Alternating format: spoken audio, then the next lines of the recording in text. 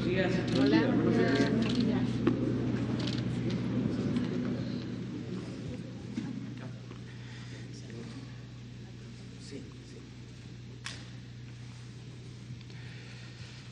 Bueno, nos da muchísimo gusto estar en Jalisco, aquí en Zapopan.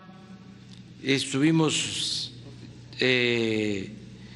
ayer aquí y también en Guadalajara.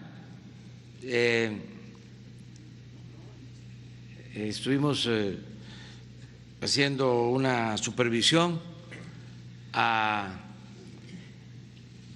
esta escuela de aviación militar y descansamos en un hotel en Guadalajara. El propósito de hacer aquí la reunión de seguridad pues es entendible. Aquí hemos enfrentado a la delincuencia organizada. Aquí es la sede de uno de los grupos de la delincuencia organizada en Jalisco y se está trabajando de manera coordinada. Aquí desde el principio el gobernador Enrique Alfaro se ha hecho cargo de coordinar las mesas que se reúnen todos los días, que los integrantes de las mesas que se reúnen todos los días para tratar el tema de la seguridad.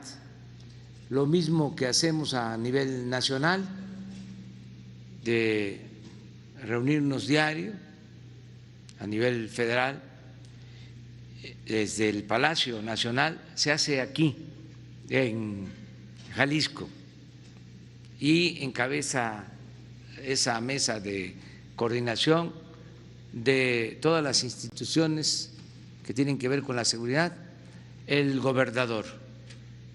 Hemos estado trabajando, repito, de manera organizada. Como lo expresé ayer, podemos tener diferencias y eso es consustancial a la democracia. Nadie debe alarmarse. La democracia es pluralidad, es garantizar el derecho a disentir. Sin embargo, en asuntos como este, que tiene que ver con la seguridad del pueblo, con garantizar la paz, la tranquilidad de los ciudadanos, estamos las autoridades obligados a actuar de manera coordinada, hacer a un lado las banderías partidistas. Y eso es lo que estamos llevando a cabo en el caso de Jalisco. Vamos a iniciar, si les parece, con un informe del gobernador de Jalisco, Enrique Alfaro, y posteriormente informaría el secretario de la Defensa, el general Luis Crescencio Sandoval González. Terminando el general, secretario, abrimos para si hay algunas preguntas de parte de ustedes. A lo mejor no hace falta, pero bueno, de todas maneras se abre para que podamos contestar preguntas. Entonces, le damos la palabra a Enrique. Gracias, presidente.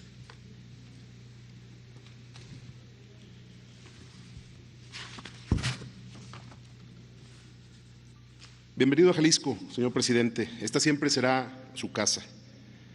Por todo lo que ha pasado en las últimas semanas, estoy consciente de que escuchando este mensaje hay personas que apuestan porque este será un discurso de confrontación que ponga de manifiesto las diferencias que nos han alejado.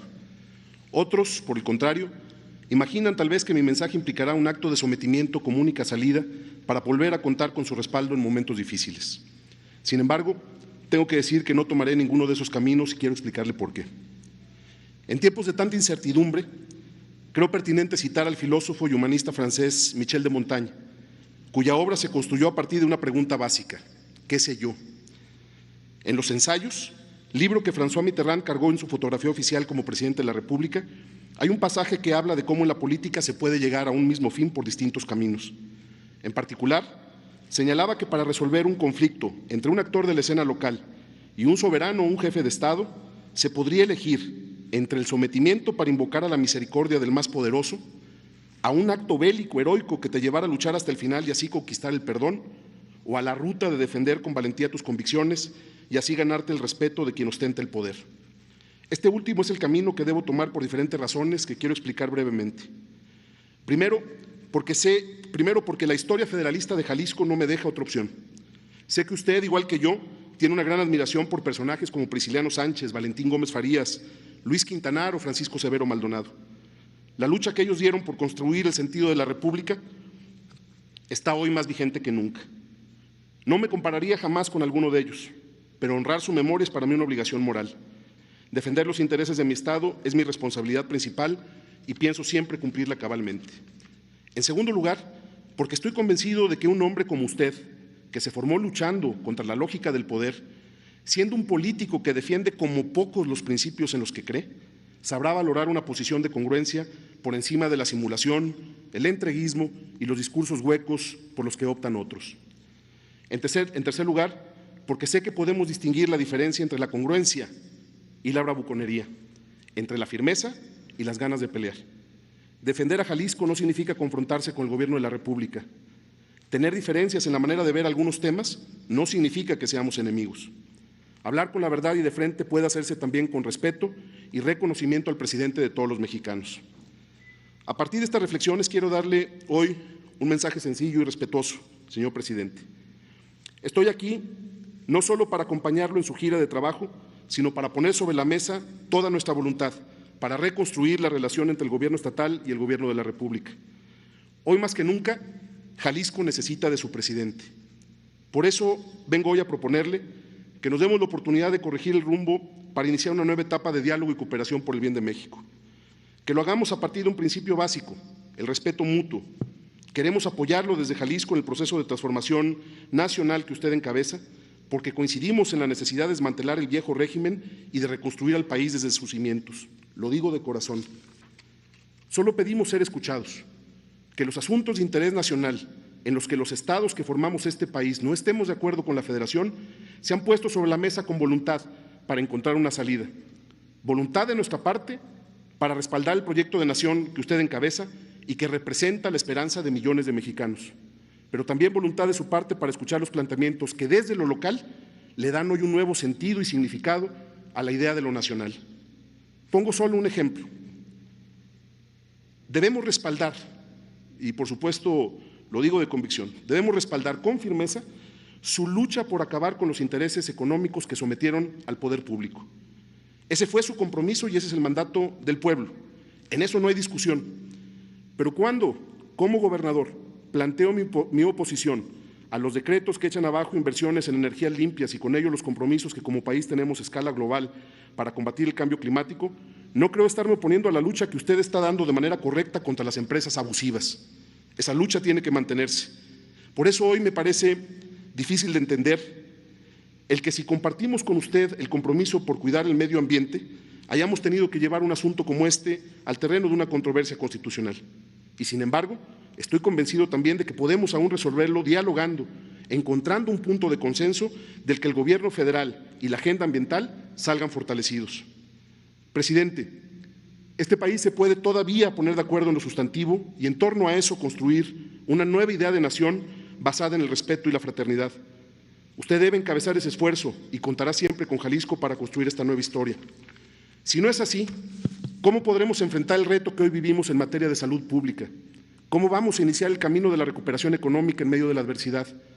¿Cómo vamos a enfrentar a la delincuencia organizada que quiere someter al Estado mexicano? Los resultados que hemos tenido en Jalisco en materia de seguridad son el mejor ejemplo de cómo coordinados podemos enfrentar los retos más complejos. En un año de trabajo, tenemos aquí un par de láminas nada más para no extenderme ya de más. En un año de trabajo logramos reducir de manera significativa la incidencia delictiva. En el análisis general, con una reducción de una cuarta parte respecto al primer semestre del 2018, en todos los delitos, ahí están incluidos homicidios, fraudes, todo tipo de delitos, pero lo más importante, si le damos a la siguiente, es que en los delitos en los que nos concentramos con un sentido estratégico, la reducción en el primer semestre del año comparado con el 2018 es de casi el 40%, presidente, y esto pone en evidencia que la coordinación con el Ejército, con la Marina, con la Guardia Nacional ha sido efectivo, que hemos podido encontrar un espacio de entendimiento, como bien lo dijo, al margen de las agendas políticas. En eso, mi reconocimiento y mi agradecimiento por el apoyo que nos ha dado, presidente. Los resultados creo que son sin duda alentadores, pero el reto todavía es enorme y hay muchas cosas por corregir y afinar. Si la gente no se siente segura, las cifras sirven de muy poco. Sé que no vamos a fallar y que cada quien cumplirá con su responsabilidad. Quiero terminar mi intervención con una última idea. La crisis económica que vivimos es de proporciones nunca antes vistas. Los estados no vamos a poder reconstruir nuestras economías sin la ayuda de la Federación. No se trata simplemente de extender la mano para pedir más recursos, no. Se trata de acordar una estrategia integral que nos permita salir adelante como país, una estrategia que se construya en consenso con la iniciativa privada, sin eventos protocolarios, sin agendas particulares disfrazadas del bien común, pero también construida sin descalificaciones, entendiendo que son muchos más los empresarios mexicanos buenos que los malos. Una estrategia que también incluya a los trabajadores, a las universidades y al sector social. Una estrategia que abra la posibilidad de convocar, lo digo siempre con respeto, a un nuevo pacto fiscal, justo y equitativo, para que las finanzas públicas puedan jugar de verdad un papel importante en el proceso de reactivación. Una estrategia que nos permita aprovechar el nuevo entendimiento que usted, con inteligencia, ha construido con nuestros principales socios comerciales. Una estrategia que articule el potencial productivo de cada región del país para fortalecer nuestra capacidad de competir a escala global. Este es el momento de que nos convoque para ponernos manos a la obra. Aquí estemos listos para hacer nuestra parte. Señor presidente, valoro enormemente su visita a nuestro Estado en tiempos complicados. Su presencia aquí es una señal clara de que podemos superar los momentos de tensión que se han vivido para cerrar filas con usted por el bien de México. Yo he decidido hacer todo lo que está a mi alcance para lograr este propósito. Asumo con entereza y humildad la responsabilidad de corregir lo que yo haya hecho mal. Usted tiene mi respeto y mi aprecio, y sé que Jalisco contará con su presidente. Muchas gracias y bienvenido a Jalisco. Gracias. Con su permiso, señor presidente. Buenos días. El estado de Jalisco cuenta con 125 municipios y una población de casi 8 millones de habitantes. En 9 de ellos se concentra el 68% de la población, un poco más de 5 millones, y en estos 9 municipios, que son Guadalajara, Zapopan, Tlaquepaque, Tlajomulco, de Zúñiga, Tonalá, Puerto Vallarta, El Salto, Lagos de Moreno y Tepatitlán de Morelos, son donde se concentra también la parte delictual del Estado. Ahorita lo vamos a ver más adelante. Adelante, por favor. La incidencia delictiva de los delitos que le da seguimiento el Secretariado Ejecutivo del Sistema Nacional de Seguridad Pública, en todos ellos, a excepción del de extorsión, es el que se identifica que va a la alta, tiene un 8º lugar dentro de la estadística que saca el secretariado. Todos los demás delitos tienen números hacia la baja, y ahorita vamos a ver las estadísticas. La que sigue, por favor.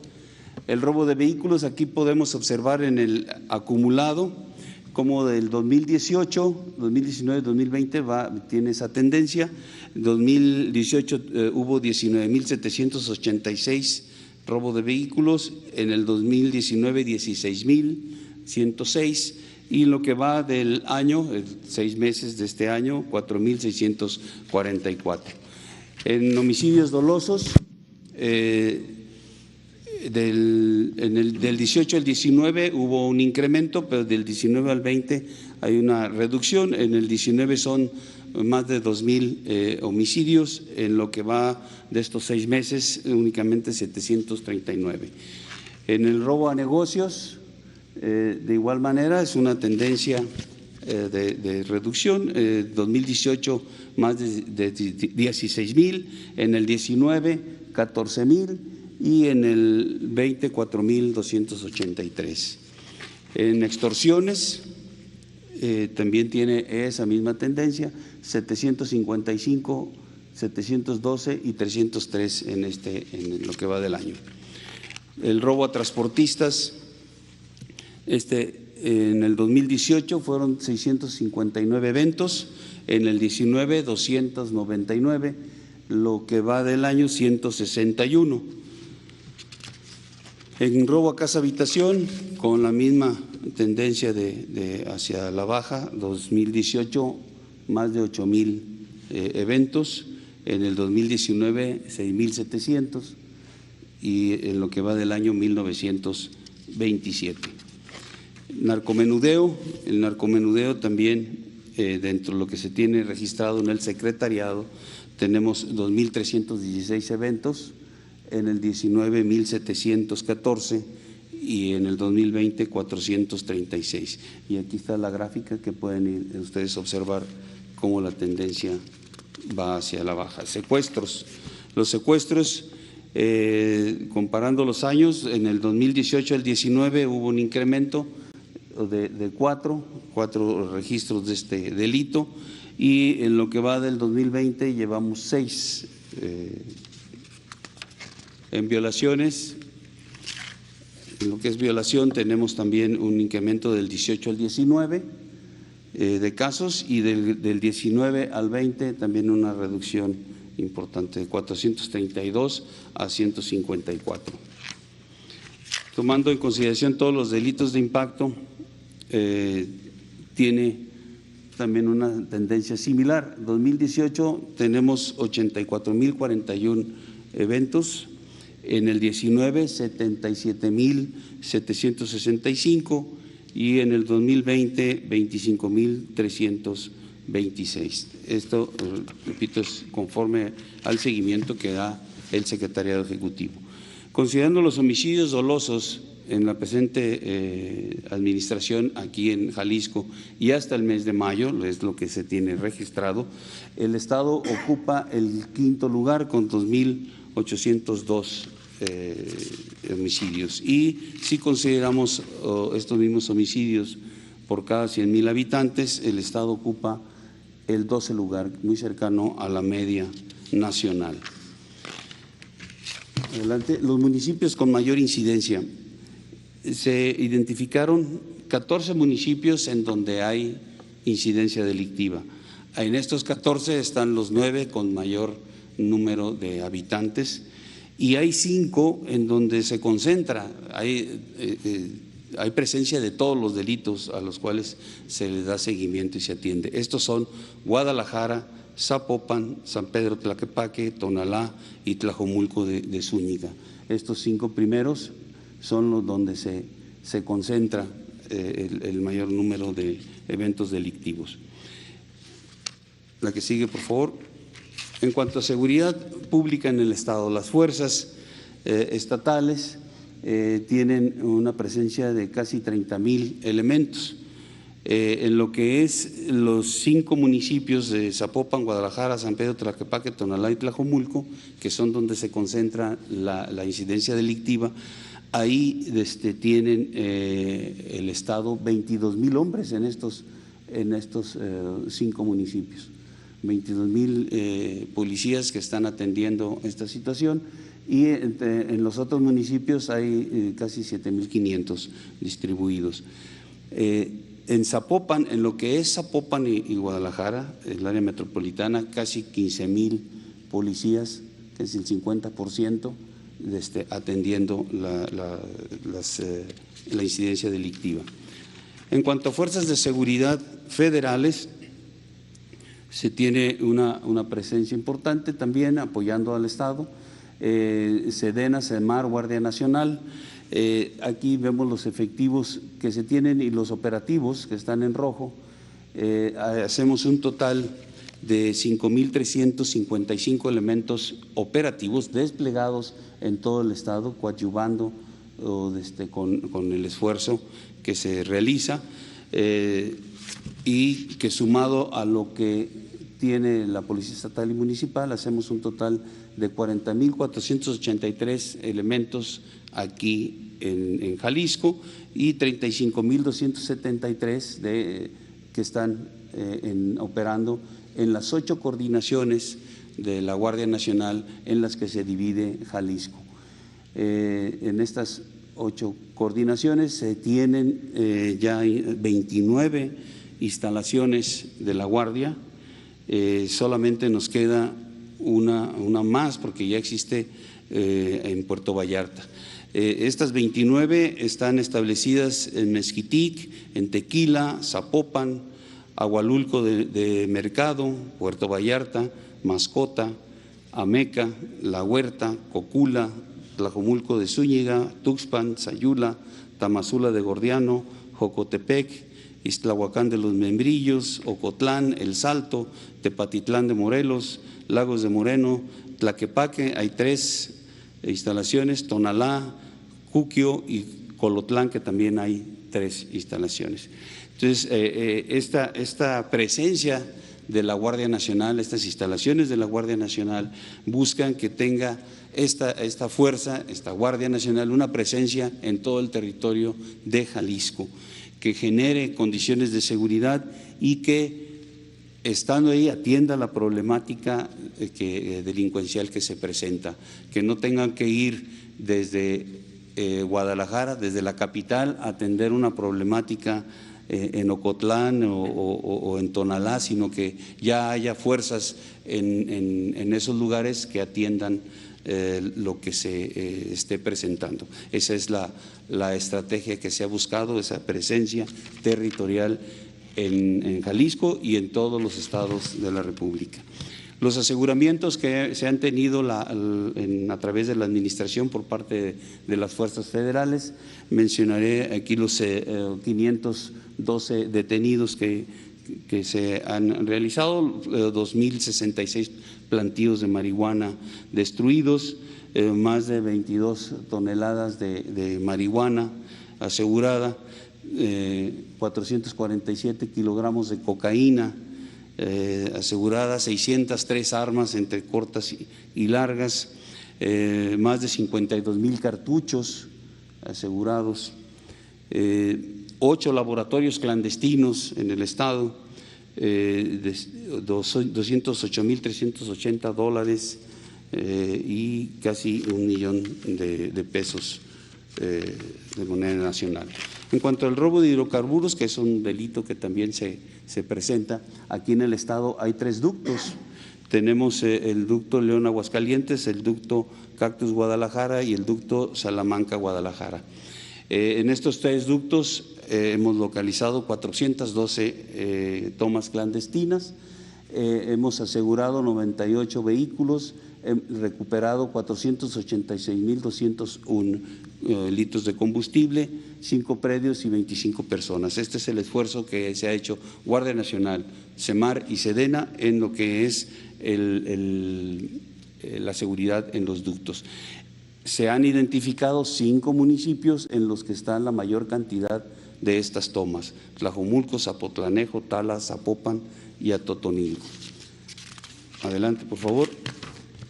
Este es en relación a las tomas clandestinas. En el 2018 se detectaron 1.460 tomas clandestinas con una desviación de casi 4,000 barriles diarios.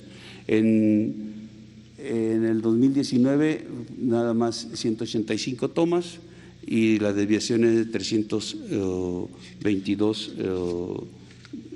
barriles diarios de crudo. Y en el 2020 únicamente 48 tomas con 190.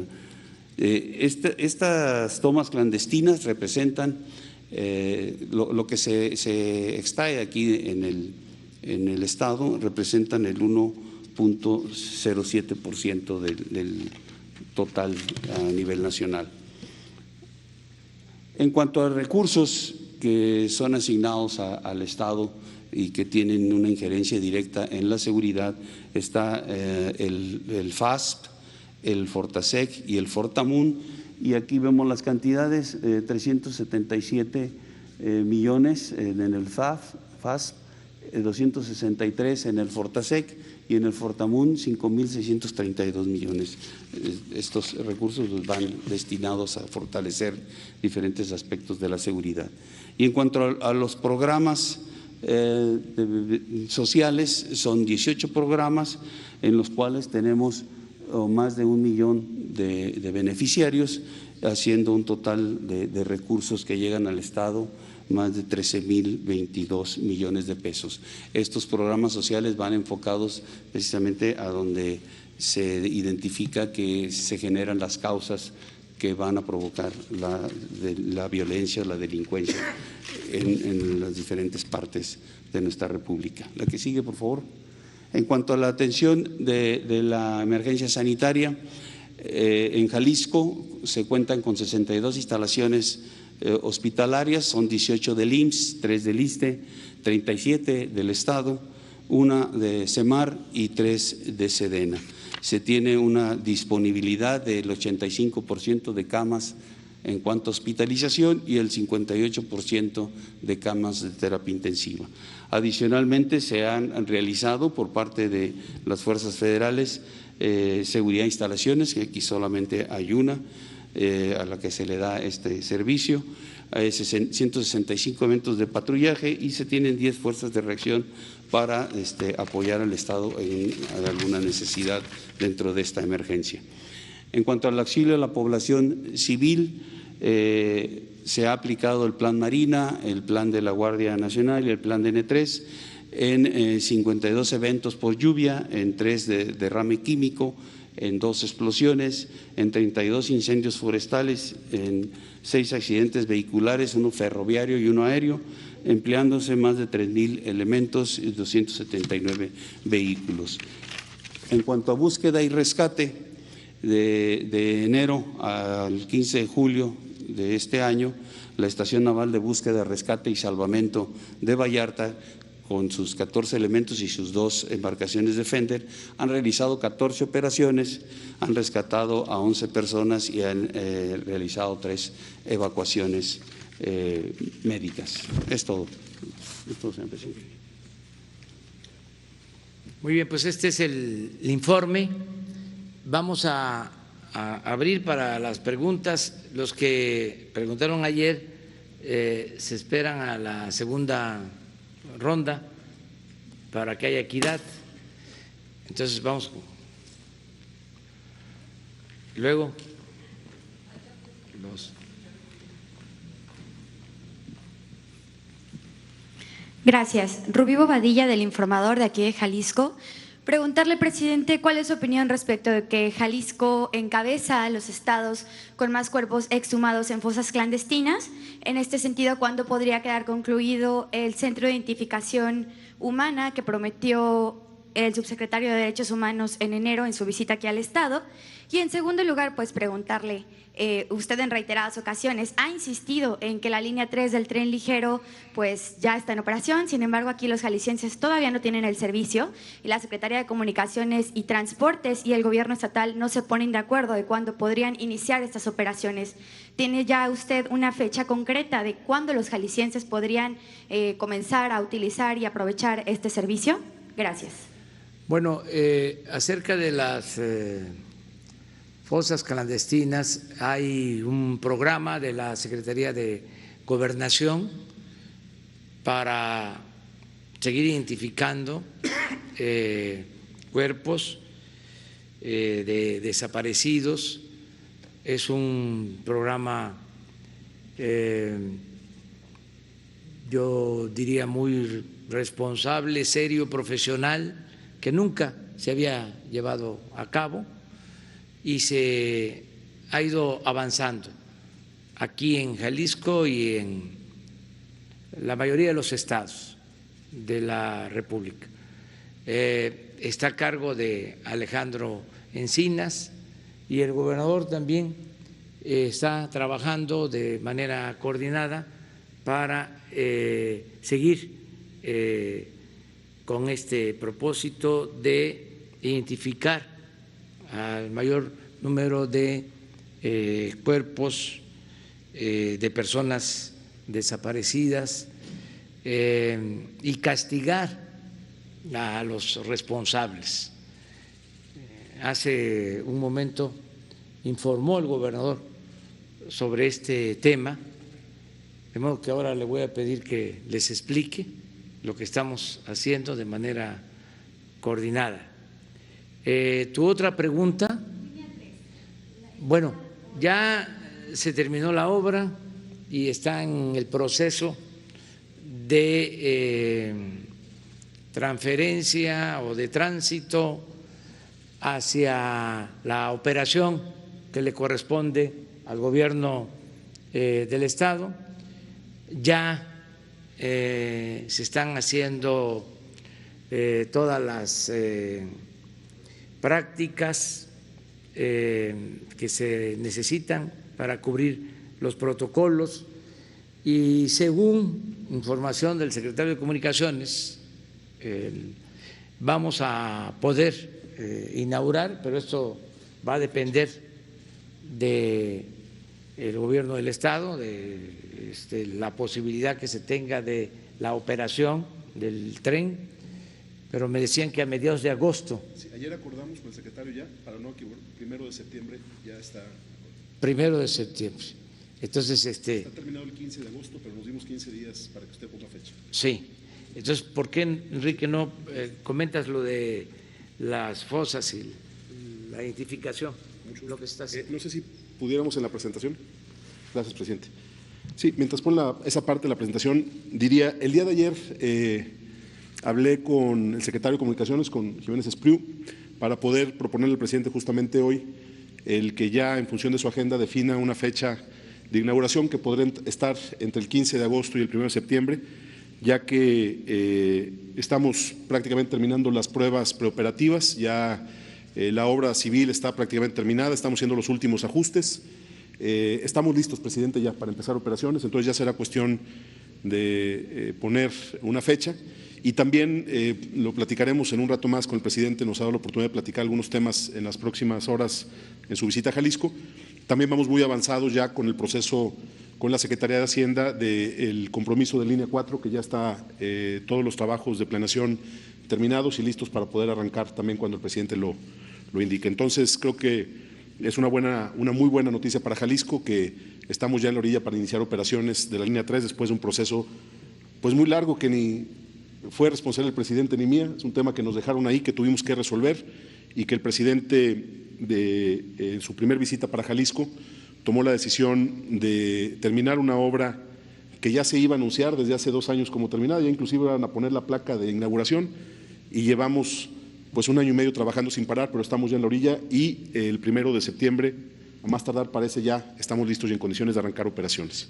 Sobre el tema de desaparecidos, pues siempre es cuestión de cómo se quiera enfocar un asunto como este. Nosotros, por supuesto, que ver estas cifras nos obliga a seguir trabajando sin descanso, pero estamos actuando, como lo dijimos desde un principio, a partir de una premisa que es hablar con la verdad. Eso lo reconoció la secretaria de Gobernación hace un par de días y el subsecretario Alejandro Encinas.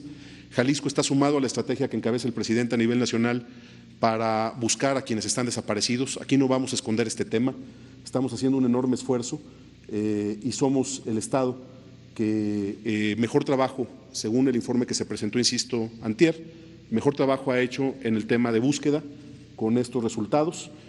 Nos falta, en efecto, concretar algunas cuestiones relacionadas con infraestructura y equipamiento, que estamos trabajando con el subsecretario Encinas, y yo estimo que este mismo año estará culminados los trabajos que nos comprometimos a hacer. La parte estatal va muy bien, avanzando con más recursos y más apoyo para las áreas encargadas de la búsqueda, con las áreas encargadas de atención a víctimas, pero hay una agenda de trabajo ahí permanente, igual que ha sucedido.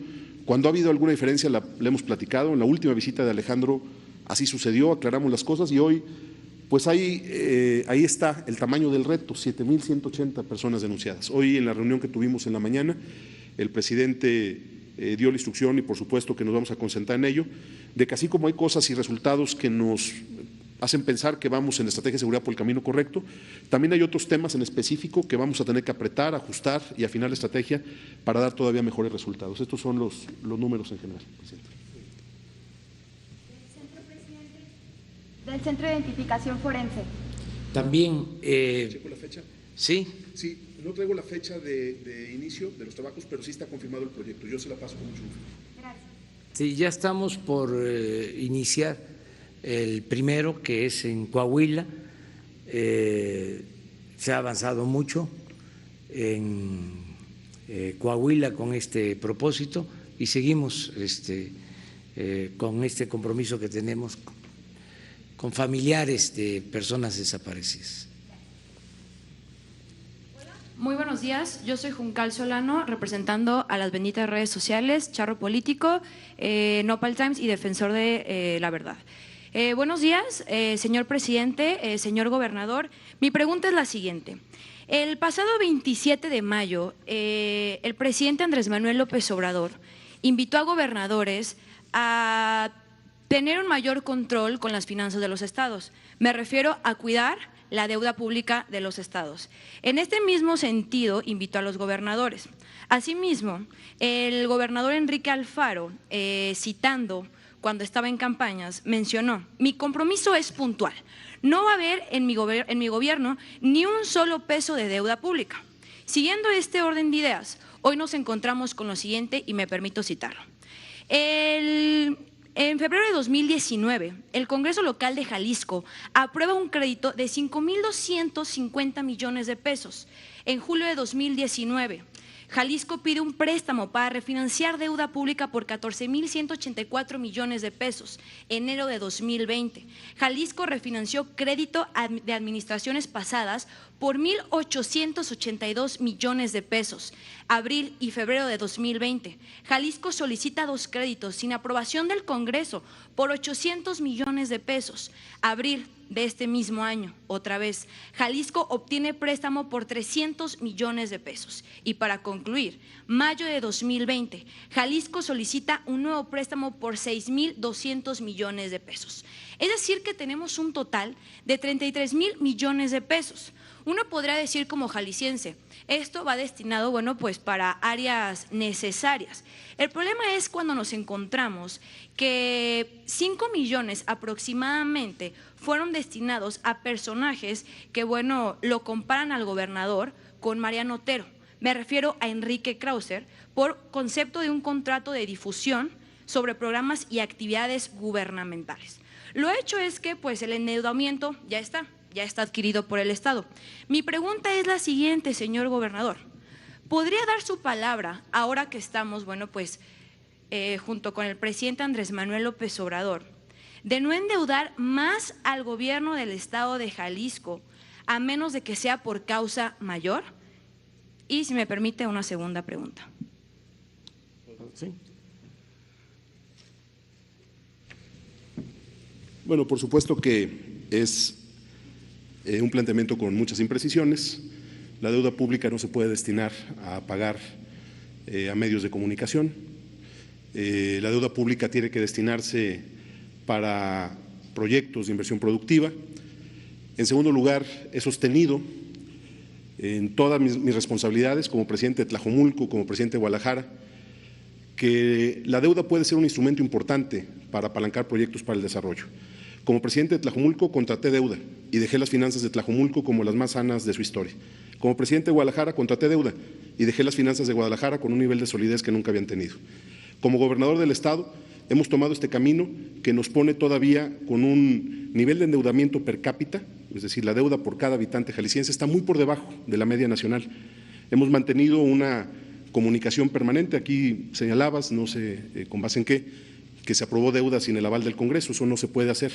Pero lo más importante es que con la Secretaría de Hacienda, porque se ha especulado de si este tema es un motivo de conflicto con el gobierno federal, yo creo que no, yo creo que al final de cuentas el presidente ha expresado su opinión y es respetable y es entendible también. Por supuesto que nosotros tenemos que poner sobre la mesa que si se está hablando de la necesidad de tomar una ruta para poder resolver los problemas y el rezago de infraestructura que tiene Jalisco a través de estos mecanismos, es porque no nos quedaba de otra, simplemente el costo financiero que ha tenido la emergencia sanitaria para nuestro Estado es del orden de los 5,600 millones de pesos que tuvimos que resolver usando recursos que estaban etiquetados para apoyar a los municipios, para hacer obras de escuelas, de hospitales, de infraestructura social, que por supuesto considero prioritarios, y en ese sentido estamos muy tranquilos con la decisión tomada. Y quiero además decir que la Secretaría de Hacienda ha acompañado el proceso desde un principio, es decir, insisto, más allá de la posición y la opinión que respetamos respecto a la ruta que hemos tomado, lo que hemos hecho es hacer las cosas bien y no debe de haber ningún problema para que este proceso camine y sea registrado en Hacienda como tal, porque ha cumplido con todos los pasos que marca la ley. Y segundo, es un ejercicio de la soberanía del Estado que han tomado también otros gobiernos estatales y que adicionalmente tiene como respaldo la calificación que acaban de dar 2 calificadoras internacionales en las que nuestra salud financiera, particularmente la calidad de nuestras líneas de crédito, subió de AA- a AA. Entonces, ¿Jalisco seguiría endeudándose? Por supuesto que no es la ruta. Nosotros lo que resolvimos es el recurso que necesitamos para enfrentar la emergencia sanitaria. Se tomó una decisión que se tenía que tomar. Estamos en condiciones de tener finanzas sanas y de enfrentar con estos recursos la estrategia que hemos diseñado para la reactivación económica. Es una ruta que vamos a defender como la correcta y por supuesto que no estamos, como algunos han querido construir la idea, hipotecando el futuro de Jalisco. Estamos generando mecanismos de financiamiento que van a permitirnos fortalecer las finanzas estatales. Y una segunda pregunta, señor gobernador. En el marco de las manifestaciones por el lamentable caso de Giovanni López el pasado 4 de junio, bueno, aquí en Guadalajara vivimos manifestaciones donde en un inicio usted señaló y responsabilizó que todo esto, las acciones violentas, venían por parte de la Ciudad de México y llamó textualmente los sótanos del poder. Dicho esto, también responsabilizó al presidente Andrés Manuel López Obrador de ello. Posteriormente dio otro segundo video donde mencionaba que no precisamente el presidente Andrés Manuel de forma directa, pero sí gente de Morena muy cercana al presidente.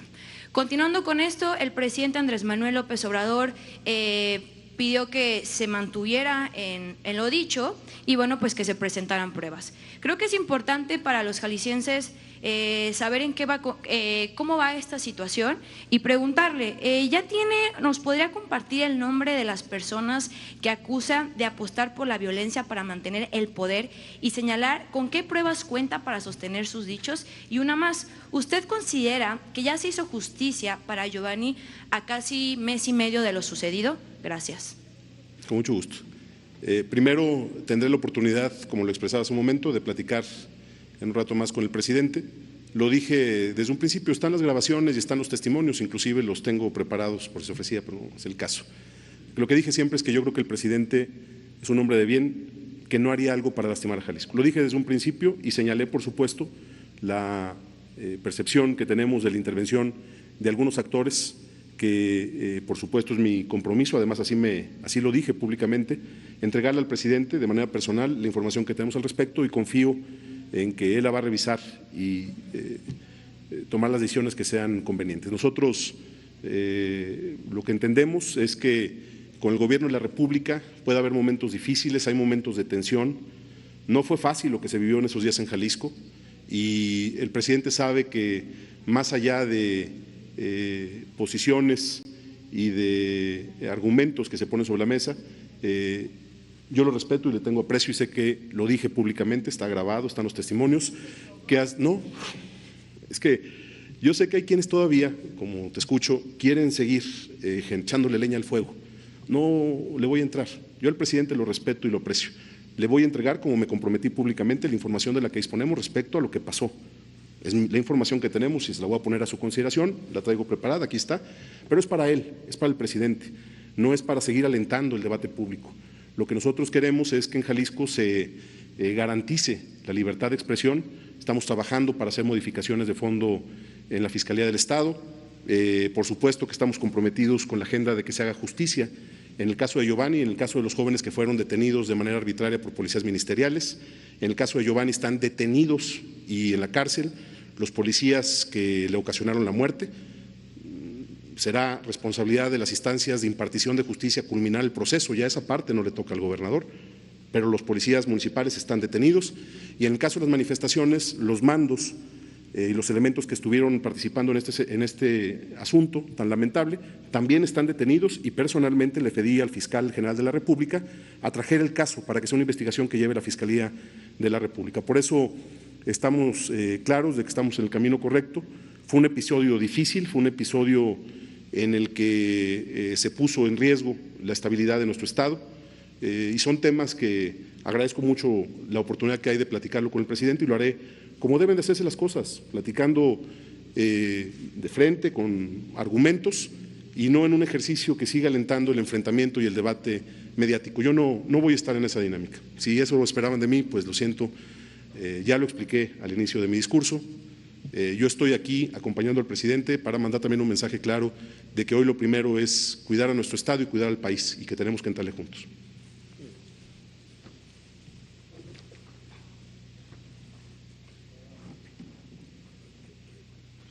Buenos días, Lauro Rodríguez de NTR Guadalajara, también medios locales.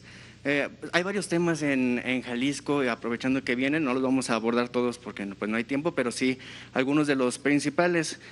Primero, pues también referente a los hechos del 4, 5 y 6 de junio, aprovechando que la rueda de prensa es del tema de seguridad, la Fiscalía General de la República también atrajo una carpeta de investigación sobre el tema. ¿Cómo van las investigaciones por parte de la dependencia federal? Esa sería una.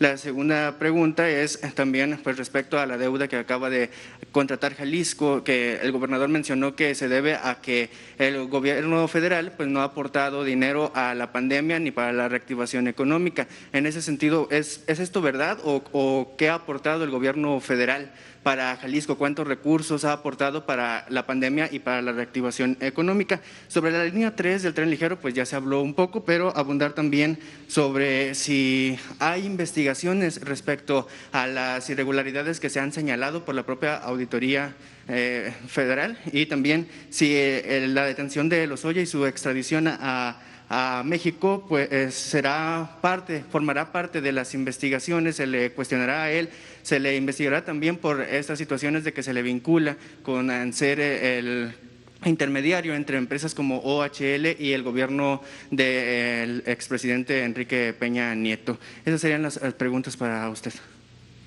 Bueno, miren, acerca de las finanzas en general, tanto del presupuesto que maneja la Federación como los estados, hay que tomar en consideración que en el gobierno federal como en los gobiernos estatales se está enfrentando una situación difícil, delicada, porque se heredó una gran deuda.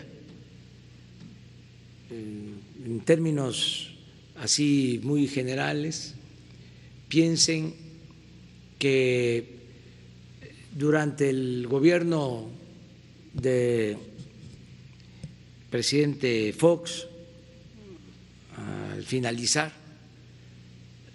la deuda era de 1.7 billones de pesos. Cuando termina la administración de Felipe Calderón, ya la deuda era de 5.2 billones. Y al final, el gobierno, lo que nosotros ya heredamos, es una deuda de alrededor de 10 billones. Solo para el pago del servicio de esa deuda tenemos que destinar alrededor de 600,000 millones de pesos al año. Esto mismo sucedió en los estados. Fue creciendo mucho la deuda y ahora, para enfrentar ese problema en las finanzas públicas, pues hay varias opciones. Una opción es aumentar impuestos para que los gobiernos puedan financiarse. Otra opción es contratar o reestructurar las deudas. En el caso de la renegociación de deudas, lo que se busca es pagar menos intereses y también alargar los plazos, y esto da un respiro a las finanzas. Hay que hacerlo, se hace en todo el mundo.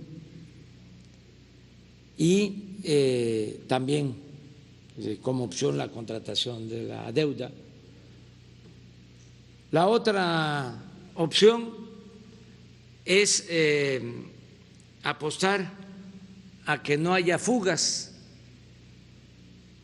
en el ejercicio del presupuesto, sobre todo que no haya corrupción,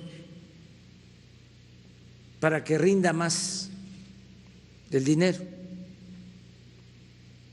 porque antes se optaba por el endeudamiento, por el aumento de impuestos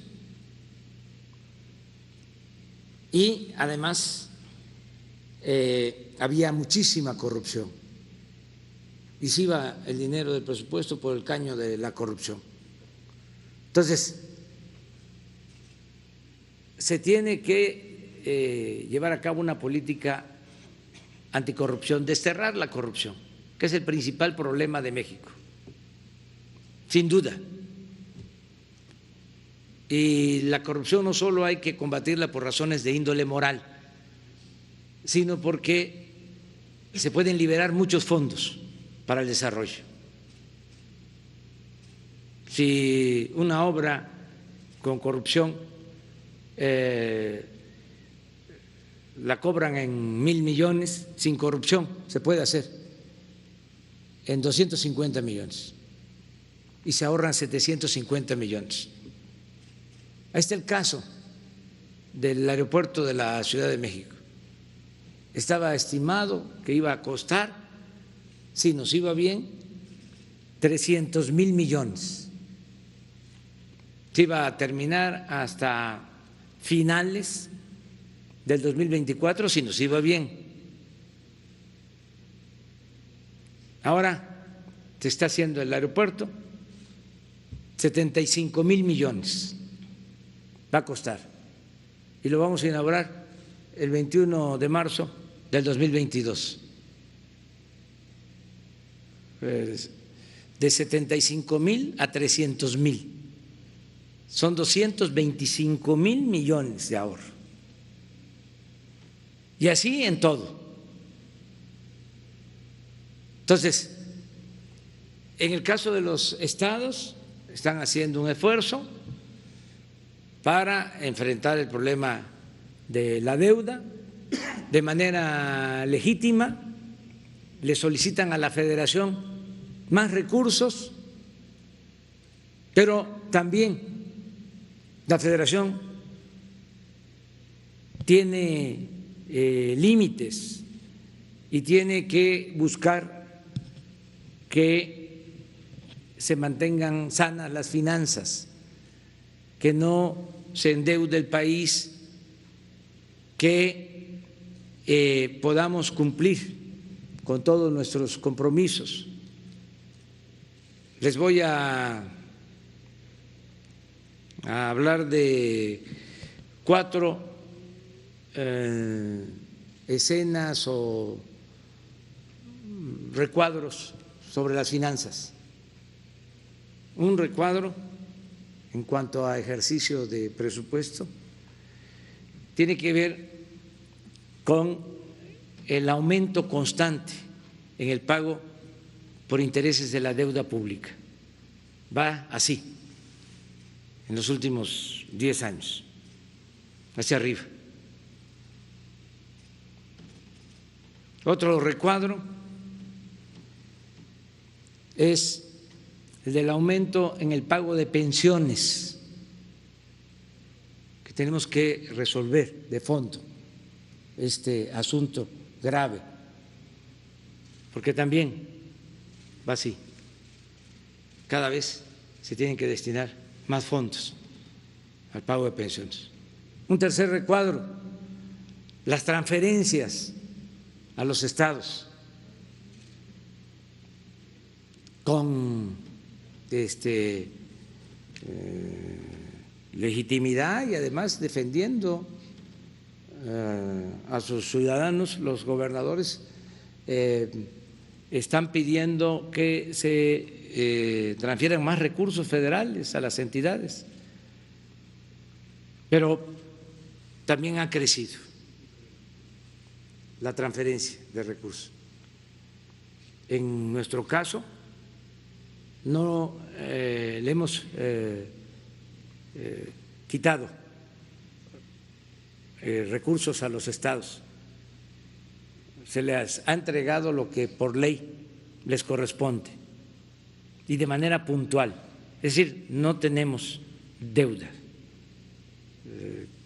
estamos al día, al corriente en la entrega de recursos de la Federación. Entiendo que lo que se busca es un nuevo pacto fiscal para que lo que se recauda a nivel nacional se distribuya con una nueva fórmula. Eso lo vamos a analizar y es, repito, una demanda legítima de los gobiernos estatales y de los gobiernos municipales. Entonces, ese es un tercer recuadro, pero también puedo probar que ha ido en aumento. Un cuarto recuadro muy preocupante es de que del dinero que maneja la Federación, cada vez, ahora se está corrigiendo, pero cada vez se destinaba menos al pueblo. Ese es el cuatro, el recuadro 4. Porque creció en los últimos tiempos mucho el aparato burocrático. El gobierno estaba ensimismado. Todo lo que entraba era para el llamado gasto corriente, sueldos elevadísimos. No olvidemos, el director del Infonavit ganaba 700,000 pesos mensuales. Y así otros funcionarios. Se crearon infinidad de organismos supuestamente autónomos, aparatos burocráticos costosísimos y buenos para nada. Por eso el plan de austeridad, para que esos fondos pues se entreguen a la gente, eficientar más el manejo del presupuesto. En el caso de Jalisco, quiero comentarles que además de las participaciones federales, como en todo el país, se están entregando apoyos a la mayoría de la población. En el caso de Jalisco, puedo decir que el 55% de los hogares, hay aproximadamente 2 millones de familias en Jalisco,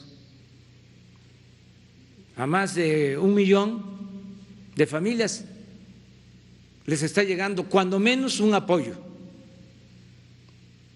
un programa de bienestar, ya sea porque hay un adulto mayor que recibe una pensión, una niña, un niño con discapacidad, una beca. Ahora con la crisis económica, porque esto a lo mejor no se sabe, pero es importante informarlo, solo en créditos para pequeños empresarios del sector formal y del sector informal, de los que se buscan la vida como pueden. Estamos hablando de comerciantes, artesanos, dueños de talleres, también para taxistas, meseros, músicos. Hasta ahora estamos hablando de 35,000 créditos, en el caso de Jalisco. Y lo que tenemos estimado en créditos son 1,000 millones de pesos, créditos de 25,000 pesos para cada pequeña empresa familiar. Entonces sí se está apoyando. Yo también considero que es el tiempo de la unidad, tenemos que trabajar juntos, como se está haciendo y se ha hecho sin interrupción en el tema de la seguridad, que se trabaje juntos con el gobierno del Estado. En efecto, vamos a tener una reunión para tratar otros temas que tienen que ver con Jalisco. En el caso del tren, hicimos un esfuerzo porque si se continuaba con el programa de obras y de presupuesto original, íbamos a terminar el tren pues hasta el 2022, y tomamos la decisión de reunir recursos para entregarlo, que ya llevaba mucho tiempo. Entonces se aprobó un presupuesto adicional para terminar el tren, que ya vamos a inaugurar. Acerca de lo del señor Lozoya, pues está por regresar a México y la Fiscalía lleva esta investigación. Él aceptó de manera voluntaria la extradición y hay un compromiso de que va a informar sobre lo que sucedió acerca de los presuntos fraudes por los que se le acusa, y va a hablar, considero, de Odebrecht, como lo mencionas, y de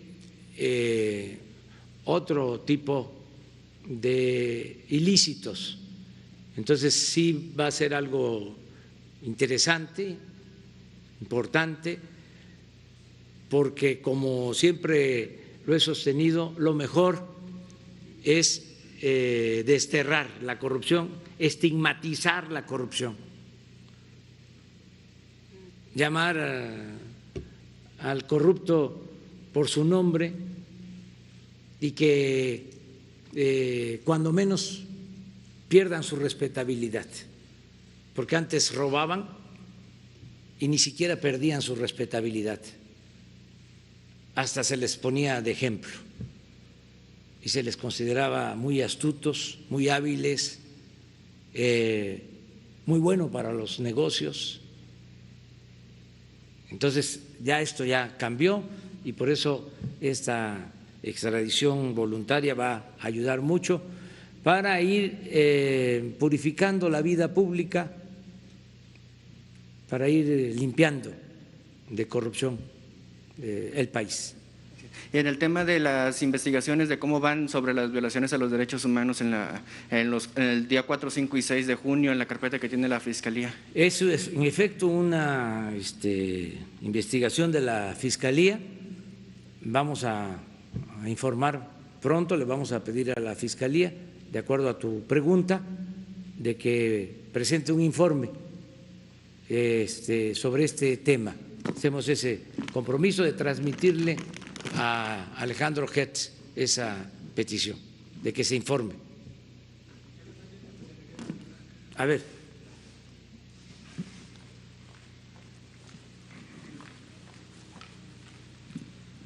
Muchas gracias, presidente. Muy buenos días. Miguel Arzate, del Sistema Público de Radiodifusión, Canal 14.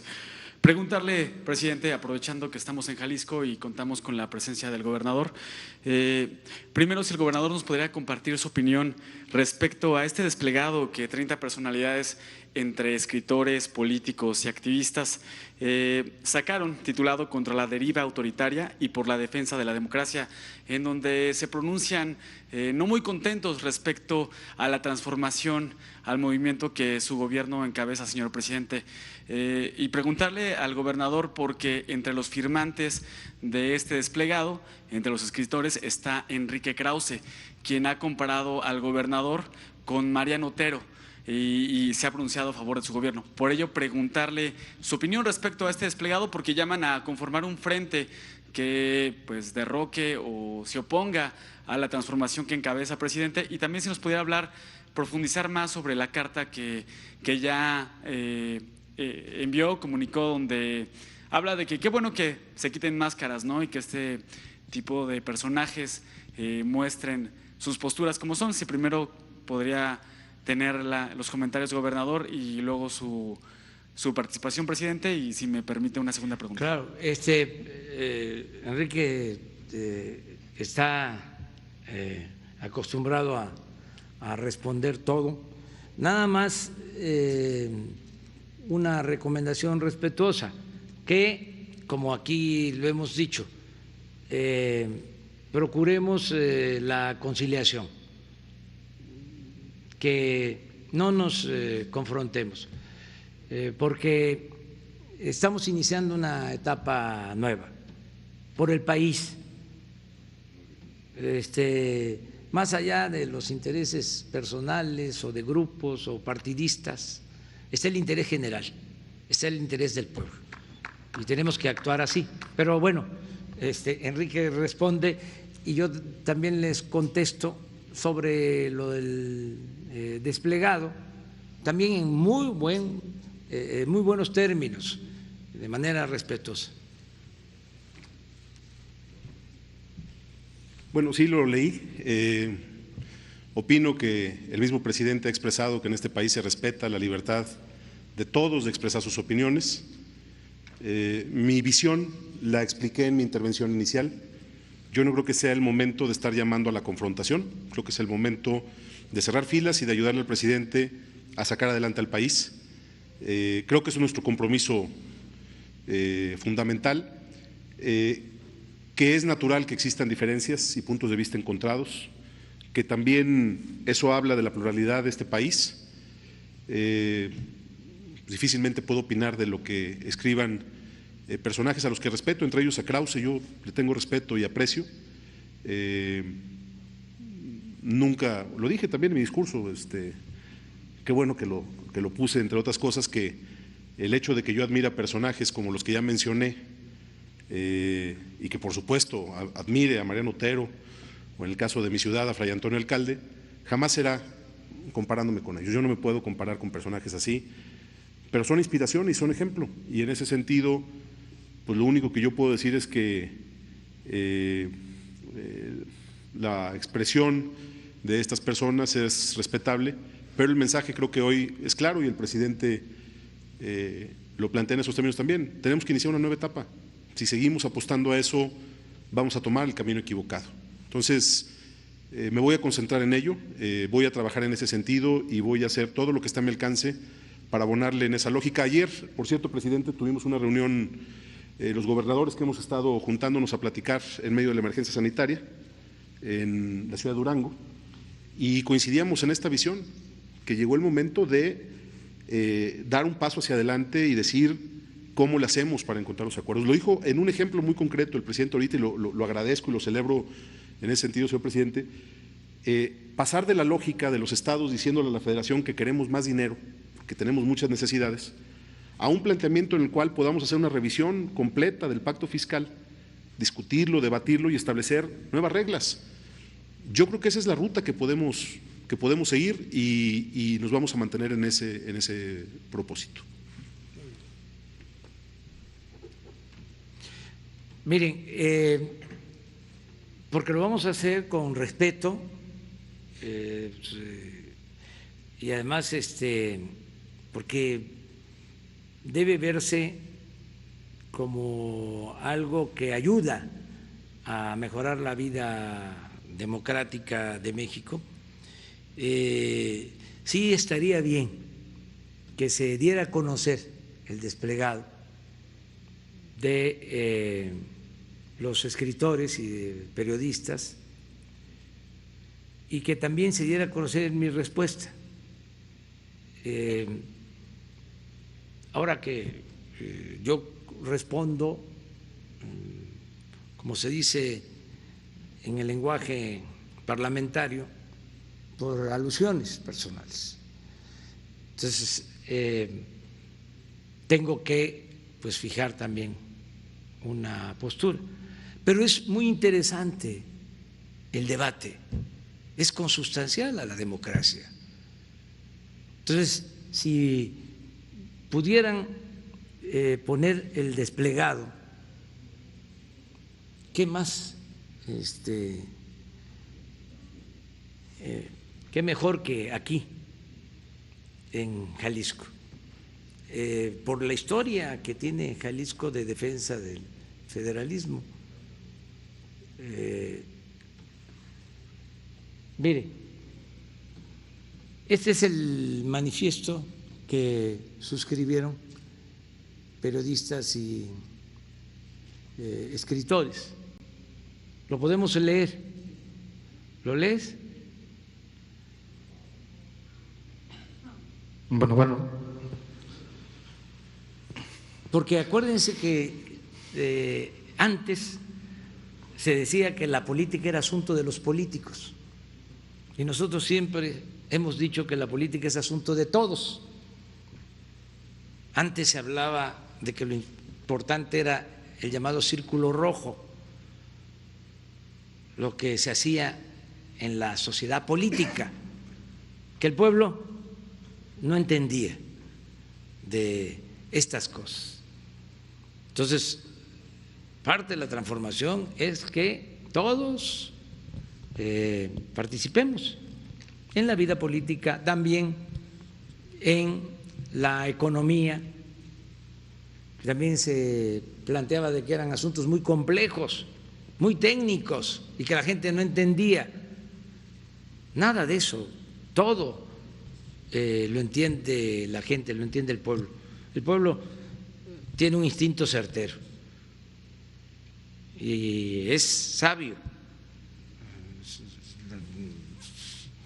saben más que nosotros. A veces nos creemos mucho, ¿no?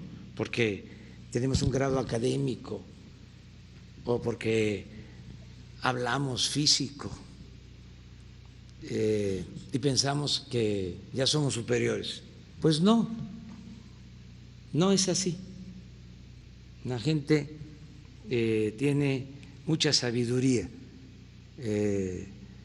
mucho juicio práctico, mucho sentido común, que es el menos común de los sentidos. Entonces, vamos a compartir la información. Sí, buenos días. Este desplegado fue publicado el día de ayer en el periódico Reforma. Se titula Contra la deriva autoritaria y por la defensa de la democracia. Dice así: han transcurrido casi 20 meses del gobierno encabezado por el presidente Andrés Manuel López Obrador. El triunfo del presidente fue inequívoco. No obstante, sin que la mayoría de los mexicanos votáramos por ellos y violando la Constitución, Morena y sus aliados lograron que una minoría de votos se convirtiera en una mayoría de escaños en el Congreso. Además, amplió el número de diputados de su grupo mediante la compra de representantes electos de otros partidos. La consecuencia ha sido la asfixia del pluralismo de la representación en aras de someter al Poder Legislativo a los dictados del Ejecutivo. Por su parte, el presidente de la República ha ido concentrando en sus manos el poder del gobierno en detrimento de los demás poderes del Estado y de los estados de la Federación. Al hacerlo, ha destruido o deteriorado la administración pública y las instituciones constitucionales, invocando una supuesta cuarta transformación, menoscaba las capacidades del gobierno, toma decisiones unipersonales, polariza la sociedad en bandos artificiales, desacredita la autoridad de los órganos especializados como el INE y ataca toda forma de expresión que no se identifique con su visión política. El gobierno de López Obrador ha mantenido una actitud despreciativa, no solo hacia las instituciones autónomas, sino también hacia las esferas científicas y culturales, así como muy notoriamente hacia el movimiento de las mujeres que luchan por la igualdad. El manejo de la crisis sanitaria de la COVID-19 se ha caracterizado por una política de austeridad suicida y por su rechazo a un acuerdo nacional para reactivar la economía y salvar cientos de miles de empleos. En su lugar, se ha utilizado la pandemia para acelerar la demolición del Estado y el control del poder. De continuar por este camino, el presidente y la coalición que lo apoya harán retroceder los avances democráticos que consumieron años de lucha a la sociedad mexicana para salir de un sistema autoritario y establecer la democracia. Pensamos que es imperativo corregir el rumbo y recuperar el pluralismo político y el equilibrio de poderes que caracterizan a la democracia constitucional. La única manera de lograrlo es mediante una amplia alianza ciudadana que junto con los partidos de oposición construya un bloque que, a través del voto popular, restablezca el verdadero rostro de la pluralidad ciudadana en las elecciones parlamentarias del 2021. Es necesario que esta alianza obtenga la mayoría para asegurar que la Cámara de Diputados recobre su papel como contrapeso constitucional al Poder Ejecutivo y obligar al Gobierno a respetar la pluralidad democrática. Firman este desplegado Héctor Aguilar Camín, José Antonio Aguilar Rivera, María Baranda, Roger Bartra, Agustín Basabe, Humberto Beck, Jorge Castañeda, Christopher Domínguez Michael, José Ramón Enríquez, Julio Frenk, Enrique Krause, Antonio Lascano Araujo, Soledad Loaesa, María Marván, Ángeles Mastreta, Jan Meyer, Beatriz Pajés, Ricardo Pasco Pierce, Jesús Reyes Heroles, Rafael Rojas, Macario Esquetino, Enrique Serna, Guillermo Sheridan, Consuelo Sáizar, Javier Sicilia, Fernanda Solórzano, Isabel Turrén, Francisco Valdés Ugalde, José Woldenberg y Gabriel Said. Bueno, pues este es el manifiesto. Y ayer que lo leí, llegando aquí precisamente a Guadalajara en el hotel, escribí un texto de respuesta que se los voy a compartir y aprovecho para que se conozca.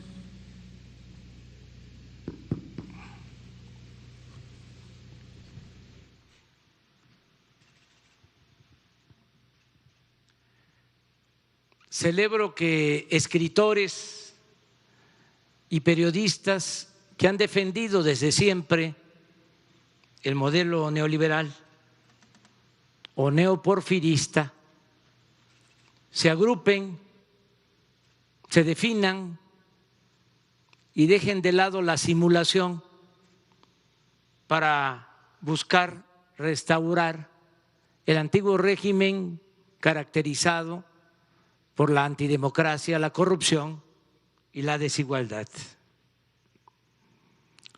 La historia nos enseña, la historia que es la maestra de la vida, que cuando se pone en práctica un proceso de transformación, siempre se produce una reacción conservadora. De modo que es absolutamente legítimo que exista una oposición al gobierno que represento y a las acciones que estamos consumando. Quizá lo único que pueda reprocharse a tan famosos personajes es su falta de honestidad política e intelectual, manifestada en el mismo contenido de su proclama. Bastaría con preguntarles cómo contribuyeron a los avances democráticos para salir de un sistema autoritario y establecer la democracia si casi todos ellos defendieron o guardaron silencio cómplice ante los fraudes electorales de la historia reciente del país? Por otra parte, con todo respeto, da pena ajena su argumento de que buscan construir una alianza con miras a las elecciones del 2021 para obtener la mayoría, y cito textualmente, asegurar que la Cámara de Diputados recobre su papel como contrapeso constitucional al Poder Ejecutivo. Fin de la cita. ¿Qué acaso no se han enterado que está por llegar extraditado de España Emilio Lozoya, exdirector de Pemex, quien al parecer presentará pruebas y explicará cómo se lograba en el Poder Legislativo el contrapeso, entre comillas, que pretenden recobrar, entre comillas, los abajo firmantes. En fin, en 2021 el pueblo decidirá libremente sobre su destino y de verdad no creo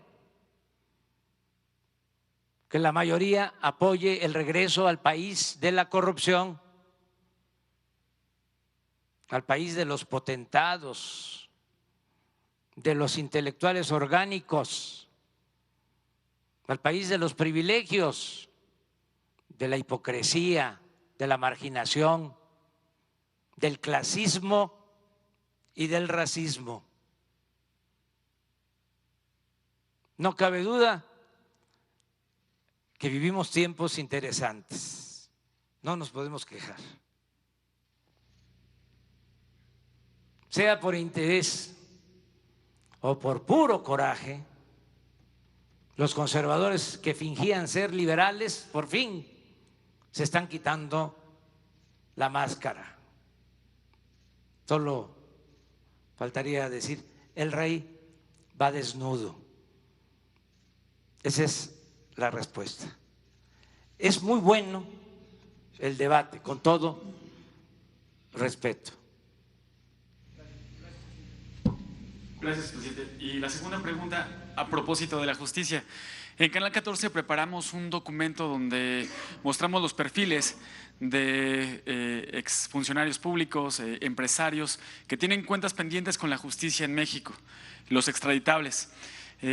Hablaba de la importancia de que el exdirector de Pemex hable de qué fue lo que sucedió con el caso Odebrecht, con la reforma energética, pero aún están pendientes varios procesos de extradición, como le mencionaba. Si nos puede mencionar cuáles son las implicaciones políticas de estos procesos, qué importancia tiene la lucha contra la corrupción y terminar con la impunidad, y cómo va la extradición del extitular de la Agencia de Investigación Criminal, que al parecer está en Canadá. ¿Ya hay fecha para que llegue a México y también rinda cuentas? Bueno, miren, lo más importante es el proceso de purificación de la vida pública, el que no se repitan estos hechos abominables, que no se repita el saqueo, nunca más la corrupción, que no impere la corrupción, que nadie se atreva a decir, como sucedió, que la corrupción era parte de la cultura del pueblo de México, ofendiendo a la inmensa mayoría de los mexicanos. Entonces, no solo es el proceso judicial, sino el ejemplo. El que no se celebre, no se festeje al corrupto, sino que se le estigmatice. Esto tiene que ver mucho con la transformación, porque antes se llegaba a extremos de decir que si no se transaba no se avanzaba. Llegaba un servidor público a ocupar un cargo y si no robaba era tonto. Se llegó en algunos casos, no en todos afortunadamente, porque el pueblo de México tiene muchos valores y es un pueblo honesto, pero en algunos casos se le llegó a decir a los hijos: estudia para que cuando seas grande seas como don fulano, un reverendo ladrón. Un político también famoso, finado, decía que político pobre, pobre político.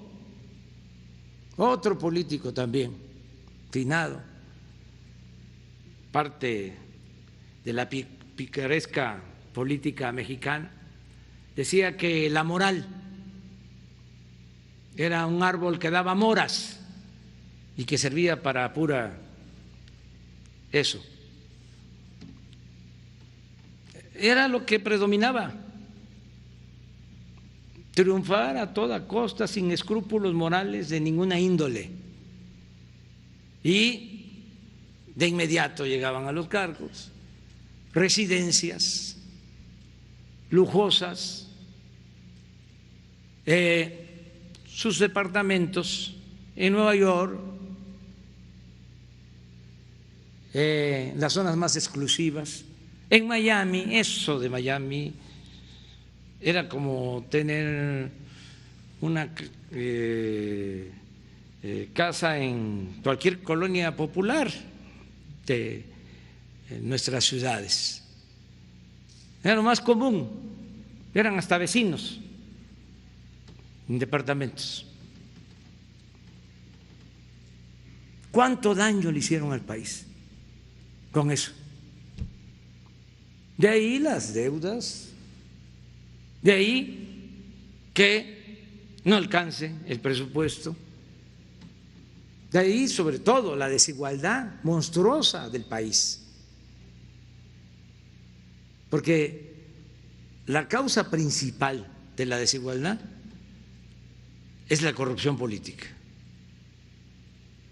No hay que tener ninguna duda al respecto. La profunda desigualdad que hay en México se le debe a la corrupción, porque unos cuantos se robaban el dinero y los bienes del pueblo, de la mayoría de la gente. Entonces, por eso lo de la llegada del señor Lozoya va a ayudar mucho. Lo mismo el caso de este señor Cerón. Imagínense, un jefe de policía dirigiendo una tortura. ¿En qué país vivíamos? Imagínense que el secretario de Seguridad Pública del gobierno de Felipe Calderón tenía acuerdos con una de las bandas de la delincuencia.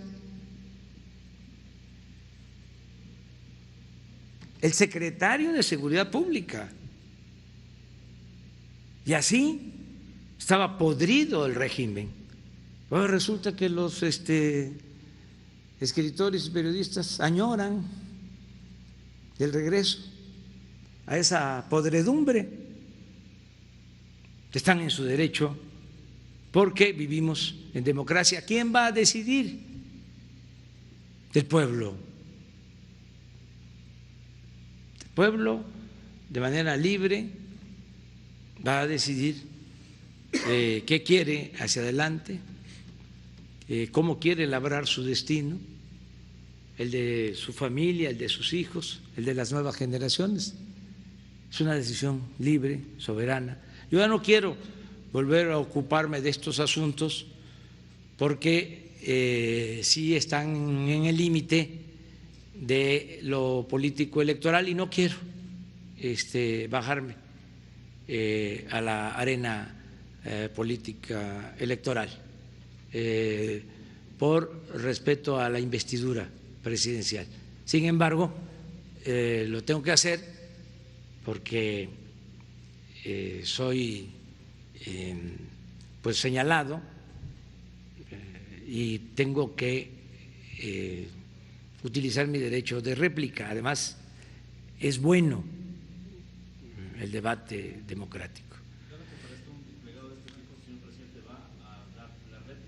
Pues yo creo que sí, si me involucran, pues voy a ejercer mi derecho de réplica. ¿O creen ustedes que no debo hacerlo? Sería bueno preguntarle a la gente si me tengo que quedar callado. Para mí va a estar difícil porque siempre digo lo que pienso, pero a lo mejor eso también se pone a consideración de la gente, y si la gente recomienda que yo no responda, no lo haría. Porque lo pueden estar provocando. Sí, pero no voy a todas, porque si no, no trabajaría. O sea, imagínense,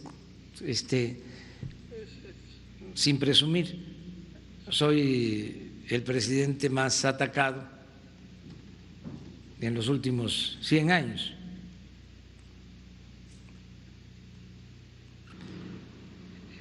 Diario son ataques. Es un timbre de orgullo, porque quiere decir que vamos avanzando. También de una vez lo digo, porque como me gusta la historia, sé muy bien, soy el presidente electo de México de mayor edad en la historia. Sí, fíjense cómo cambian las cosas. Al presidente Ruiz Cortines, ¿sí?, le decían el viejito. Ya ven cómo también a mí me dicen así, que ya estoy chocho, que ya estoy chocheando. Bueno, pues no, era un jovenazo, don Adolfo Ruiz Cortines, en comparación con mi persona. Él entró más joven a la presidencia. Claro, estamos hablando de elección. Si nos comparamos con el presidente Díaz, pues entonces gana, pero él entró como a los 48 años también, muy joven, más que se mantuvo 34 años, hasta cuando tenía 81 años. Se retiró, se tuvo que ir al exilio. Pero bueno, también ese es un buen dato, ¿no? Vamos a seguir teniendo energía suficiente y ojalá que también la paciencia, la prudencia que se requiere, la sabiduría y nunca perder algo que es fundamental, que tenía un presidente que admiro mucho, el general Lázaro Cárdenas, el amor al pueblo. Así como Juárez era un patriota y como Madero es el apóstol de la democracia, el presidente que más amor le profanaba, le tenía al pueblo, le profesaba al pueblo, era el general Cárdenas, y eso es muy importante. Vamos a terminar ya la conferencia. Nos vemos mañana en Manzanillo, en Colima. Mañana. Si me invita a Colima, voy. Yo te voy a responder por él mañana. Bueno, muchas gracias. No, no, sí, porque también hubo mala información sobre eso, de que de Guanajuato, de Irapuato a Salamanca en helicóptero, y que de helicóptero y de Salamanca para Zapopan en helicóptero. No, fue por carretera todo. Y estuvimos aquí, sí, para ver algunas cosas y también para caminar aquí en la pista, hacer un poco de ejercicio. No pude batear, fue nada más caminar, y luego nos fuimos a un hotel en Guadalajara y ahí descansamos. Y ahora vamos a inaugurar un cuartel de la Guardia Nacional aquí en Jalisco y nos vamos a Manzanillo, sí, también por carretera. Sí, los únicos que usan aviones y helicópteros son los que tienen que ver con la seguridad, porque ellos tienen que llegar más rápido en todo, y su trabajo lo amerita, porque están pendientes, viendo todo lo que sucede en el país, y ellos me informan. Claro, si toco madera, se necesitara ir a un lugar pronto por una emergencia, entonces sí, me trasladaría en un avión o en un helicóptero de la Secretaría de la Defensa o de Marina, pero no es necesario. Es importante también recorrer el país a ras de tierra, porque va uno viendo. Imagínense, si llego en helicóptero, ¿cuándo me voy a enterar de cómo están los caminos? Entonces sí, voy viendo cómo está el mantenimiento de las carreteras. Soy como supervisor de obra para la Secretaría de Comunicaciones, es otro de mis trabajos que tengo. Muy bien, nos vemos mañana. Dios.